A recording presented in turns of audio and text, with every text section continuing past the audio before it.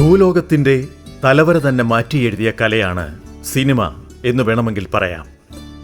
ആരോരുമറിയാതെ വിസ്മൃതിയിലാണ്ട് കിടന്ന ഭൂപടങ്ങൾ, മനുഷ്യ സമൂഹം, സംസ്കാരം, രാഷ്ട്രീയം ഇവയെല്ലാം മാറിമറിഞ്ഞതിന് സിനിമ നിമിത്തമായിട്ടുണ്ട്.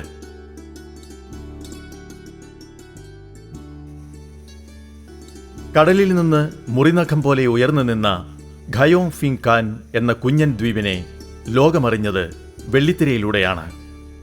1974 പുറത്തിറങ്ങിയ the man with the golden gun എന്ന ജെയിംസ് ബോണ്ട് ചിത്രം ഖയോങ് ഫിങ് കാനിന്റെ ജാതകം തിരുത്തിക്കുറിച്ചു.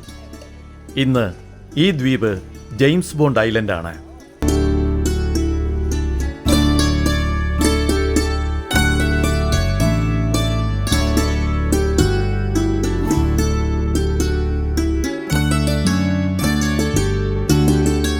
തായ്ലൻഡിലെ ഫുക്കറ്റിന്റെ വടക്കു കിഴക്കുള്ള ഫാംന ഉൾക്കടലിൽ ആകാശത്തേക്ക് വിരൽ ചൂണ്ടി നിൽക്കുന്നു ജെയിംസ് ബോണ്ട് ഐലൻഡ്.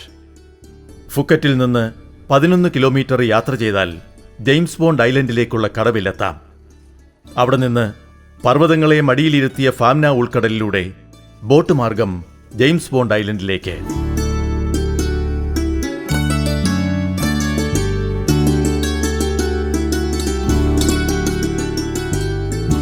ഹരിത നിറമാർന്ന സാഗരത്തിന്റെ ഹൃദയഭൂവിലൂടെ ദ്വീപിലേക്കുള്ള യാത്ര അതിമനോഹരമാണ്. ഇടയ്ക്ക് ബോട്ട് ഉപേക്ഷിച്ച് ചെറുയാനങ്ങളിൽ ദ്വീപോരത്തുകൂടി തുഴഞ്ഞു പോകാം.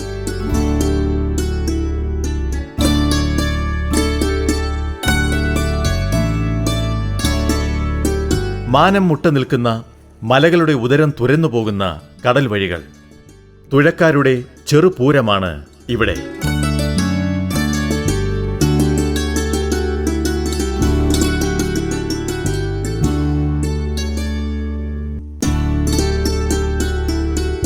ഖയോങ് ഫിങ് ഖാനിന്റെ തീരമെടുക്കുന്ന സഞ്ചാരികൾ ജെയിംസ് ബോണ്ടിന്റെ ചെറുനൗക ഇടിച്ചു കയറിയിടത്തേക്ക് നടന്നു കയറുകയായി. The man with the golden gun എന്ന ചിത്രത്തിലൂടെ ലോകമറിഞ്ഞ ഈ ചെറുതുരുത്തു തേടി ലോകത്തെല്ലായിടത്തു നിന്നും സഞ്ചാരികളെത്തുന്നു.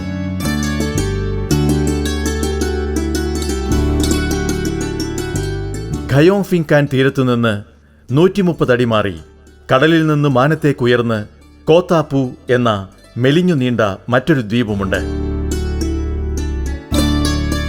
പരസ്പരം ചരിഞ്ഞു പുണർന്നു നിൽക്കുന്ന കുന്നുകൾ എന്നാണ് ഖയോങ് ഫിങ് ഖാൻ എന്ന വാക്കിന് തായ് ഭാഷയിൽ അർത്ഥം.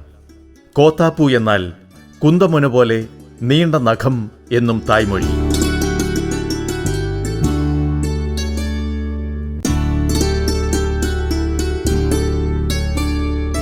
കടൽ വെള്ളത്തിൽ അലിഞ്ഞലിഞ്ഞില്ലാതാകുന്ന കോത്താപ്പു എന്ന കുന്തമുന കുന്നിനടുത്തേക്ക് ഇപ്പോൾ സഞ്ചാരികൾക്ക് പോകാനാവില്ല.